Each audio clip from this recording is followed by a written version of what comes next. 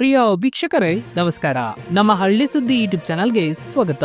ಗೃಹಲಕ್ಷ್ಮಿ ಮಹಿಳೆಯರಿಗೆ ಇದು ಸಿಹಿ ಸುದ್ದಿ ಅಂತಾನೆ ಹೇಳ್ಬೋದು. ಹೌದು, ಸರ್ಕಾರ ನಾಳೆಯಿಂದಲೇ ಮಹಿಳೆಯರ ಖಾತೆಗೆ ಗೃಹಲಕ್ಷ್ಮಿ ಯೋಜನೆಯ ಹಣ 2,000 ರೂಪಾಯಿ ಏನಿದೆ ಅದು ಜಮಾ ಆಗುವಂಥದ್ದು. ಹೌದು, ಯಾವೆಲ್ಲ ಮಹಿಳೆಯರಿಗೆ ಜಮಾ ಆಗಲಿದೆ ಇಲ್ಲಿ ತಿಳಿಸ್ಕೊಡ್ತಾ ಹೋಗ್ತೀವಿ. ದಯವಿಟ್ಟು ವಿಡಿಯೋನ ಸಂಪೂರ್ಣವಾಗಿ ನೋಡಿ.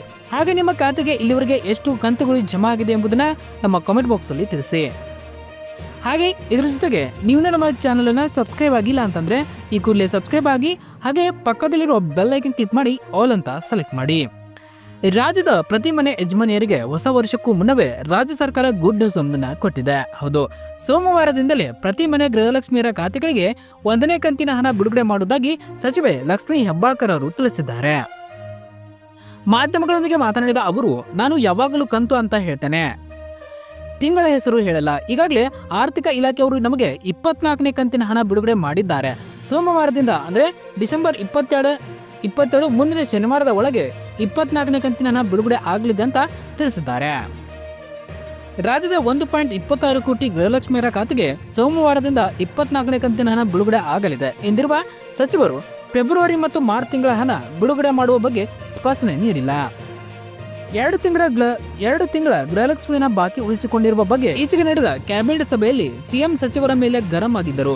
ಕೂಡಲೇ ಫೆಬ್ರವರಿ ಮತ್ತು ಮಾರ್ಚ್ ಕಂತಿನ ಹಣ ಬಿಡುಗಡೆಗೆ ಸೂಚಿಸಿದರು. ಆದರೆ 2 ತಿಂಗಳ ಹಣದ ಬಗ್ಗೆ ಸ್ಪಷ್ಟನೆ ನೀಡಿದ ಸಚಿವರು 24ನೇ ಕಂತಿನ ಹಣ ಬಿಡುಗಡೆಗೆ ಸೋಮವಾರದಿಂದ ಆಗಲಿದೆ ಎಂದು ಅವರು ತಿಳಿಸಿದ್ದಾರೆ. ಆದರೆ ಕೆಲವೊಂದಿಷ್ಟು ಜಿಲ್ಲೆಗೆ ಇವತ್ತು ಜಮಾ ಆಗಲಿದೆ ಎಂದು ತಿಳಿಸಲಾಗಿದೆ. ಹಾಗಾದ್ರೆ ಎಸ್ ಅಂತ ಕಾಮೆಂಟ್ ಮಾಡಿ. ಬೆಂಗಳೂರಿನಲ್ಲಿ ಸುದ್ದಿಗಾರರೊಂದಿಗೆ ಮಾತನಾಡಿದ ಸಚಿವೆ ಲಕ್ಷ್ಮೀ ಹೆಬ್ಬಾಳ್ಕರ್ ಅವರು ಹಣ ಬಿಡುಗಡೆಗೆ ಹಣಕಾಸು ಇಲಾಖೆ ಒಪ್ಪಿಗೆ ನೀಡಿದೆ. ಅಂದ್ರೆ ಮುಂದಿನ ವಾರ ಗೃಹಲಕ್ಷ್ಮಿ ಯೋಜನೆ ಹಣ ಬಿಡುಗಡೆ ಆಗುತ್ತಿದೆ ಎಂದು ಹೇಳಿದ್ದಾರೆ. ಆದರೆ ಸೋಮವಾರದ ಜಮಾ ಆಗಲು ಪ್ರಾರಂಭವಾಗಿದೆ. ಸತ್ತವರ ಅಕೌಂಟ್ಗೂ ಹಣ ಸಂದಾಯವಾದರೆ ತಕ್ಷಣ ಗೊತ್ತಾಗಲ್ಲ. ಈಗ ಸಾಫ್ಟ್ವೇರ್ ಅಭಿವೃದ್ಧಿ ಅಳವಡಿಕೆ ಮಾಡಿದ್ದೇವೆ. ಮರಣ ಪ್ರಮಾಣದ ಪತ್ರವನ್ನು ಅಂಗನವಾಡಿ ಕಾರ್ಯಕರ್ತರು ಪರಿಶೀಲನೆ ಮಾಡುತ್ತಾರೆ.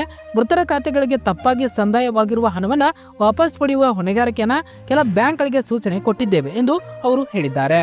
ಇನ್ನು ನಿಮ್ಮ ಖಾತೆಗೆ ಜಮಾ ಆಗಿದ್ದನ್ನ ಚೆಕ್ ಮಾಡಿಕೊಳ್ಳುವುದು ಹೇಗೆ? ಹೌದು, ನಮ್ಮ ಡಿಸ್ಕ್ರಿಪ್ಷನ್ ಬಾಕ್ಸ್ ಅಲ್ಲಿ ಒಂದು ಲಿಂಕ್ ಅನ್ನ ಕೊಟ್ಟಿರ್ತೇವೆ. ಅಥವಾ ಪ್ಲೇಸ್ಟೋರ್ಗೆ ಹೋಗಿ ಡಿಬಿಟಿ ಕರ್ನಾಟಕ ಆ್ಯಪ್ ಅನ್ನ ಇನ್ಸ್ಟಾಲ್ ಮಾಡಿಕೊಳ್ಳಬೇಕು. ಇನ್ಸ್ಟಾಲ್ ಮಾಡಿದ ನಂತರ ನಿಮ್ಮ ಆಧಾರ್ ಸಂಖ್ಯೆನ ನಮೂದಿಸಬೇಕು. ನಂತರ ಮೊಬೈಲ್ ನಂಬರ್ನ ನಮೂದಿಸಬೇಕಾಗುತ್ತದೆ. ಇದಾದ ನಂತರ ನೋಂದಣಿ ಮಾಡಿದ ನಂತರ ಮೊಬೈಲ್ ನಂಬರ್ಗೆ OTP ಬರುತ್ತದೆ. ಆ OTPನ ನಮೂದಿಸಿ ಲಾಗಿನ್ ಮಾಡಬೇಕು. ಆಗ ನಂತರ ನೀವು ಸರ್ಕಾರದ ವಿವಿಧ ಯೋಜನೆಗಳಿಂದ ನಿಮಗೆ ಹಣ ಜಮಾ ಆಗಿರುವ ಸ್ಥಿತಿ ಅಲ್ಲಿ ಕಾಣುತ್ತದೆ. ಅದರಲ್ಲಿ ಗೃಹಲಕ್ಷ್ಮಿ ಯೋಜನೆ ಸೌಲಭ್ಯ ಪಡೆಯಬೇಕಾದ್ರೆ ನೀವು ಆ ಯೋಜನೆಗೆ ಅರ್ಹತೆ ಪಡೆದಿದ್ದೀರೋ ಇಲ್ಲೋ ಎಂಬುದನ್ನ ಮೊದಲನೇದಾಗಿ ಚೆಕ್ ಮಾಡಿಕೊಳ್ಳಬೇಕು. ಹೌದು, ಈ ಯೋಜನೆ ಸೌಲಭ್ಯ ಪಡೆಯಬೇಕಾದ್ರೆ ನಿಮ್ಮಲ್ಲಿ BPL ಕಾರ್ಡ್ ಇರಬೇಕು. ನಿಮ್ಮ ಕುಟುಂಬದಲ್ಲಿ ಯಾರಿಗೂ ಸರ್ಕಾರಿ ನೌಕರಿ ಇರಬಾರ್ದು. ಇದರೊಂದಿಗೆ ನಿಮ್ಮ ಬ್ಯಾಂಕ್ ಪಾಸ್ಬುಕ್ ಅಥವಾ ಆಧಾರ್ ಕಾರ್ಡ್ ಹಾಗೂ ರೇಷನ್ ಕಾರ್ಡ್ನಲ್ಲಿ ಒಂದೇ ರೀತಿ ಹೆಸರು ಇರಬೇಕು. ಹೆಸರು ವ್ಯತ್ಯಾಸವಿದ್ದರೆ ಸರ್ಕಾರದ ಸೌಲಭ್ಯ ಜಮಾ ಆಗುವ ಸಾಧ್ಯತೆ ತುಂಬಾ ಕಡಿಮೆ ಇರುತ್ತದೆ.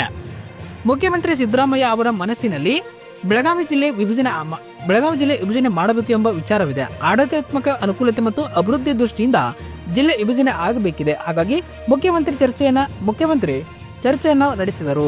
2 ಜಿಲ್ಲೆ ರಚನೆಗೆ ಯೋಚಿಸಿದ್ದರು. ಆದರೆ ಬೇರೆ ತಾಲೂಕುಗಳನ್ನ ಜಿಲ್ಲೆಯಾಗಿ ಘೋಷಿಸಬೇಕು ಎಂದು ಹಲವರು ನಿಯೋಗ ತಂದರು. ಹಾಗಾಗಿ ಅಳೆದು ತೂಗಿ ನಿರ್ಧಾರ ಮಾಡಲು ಮುಂದಾಗಿದ್ದಾರೆ ಎಂದು ಅವರು ತಿಳಿಸಿದ್ದಾರೆ. ಧನ್ಯವಾದಗಳು. ಇದೇ ರೀತಿ ಹೆಚ್ಚಿನ ಮಾಹಿತಿಗಾಗಿ ನಮ್ಮ ಹಳ್ಳಿ ಸುದ್ದಿ ಯೂಟ್ಯೂಬ್ ಚಾನೆಲ್ ಅನ್ನು ಸಬ್ಸ್ಕ್ರೈಬ್ ಆಗಿ. ಮತ್ತೆ ಸಿಗೋಣ. ನಮಸ್ಕಾರ.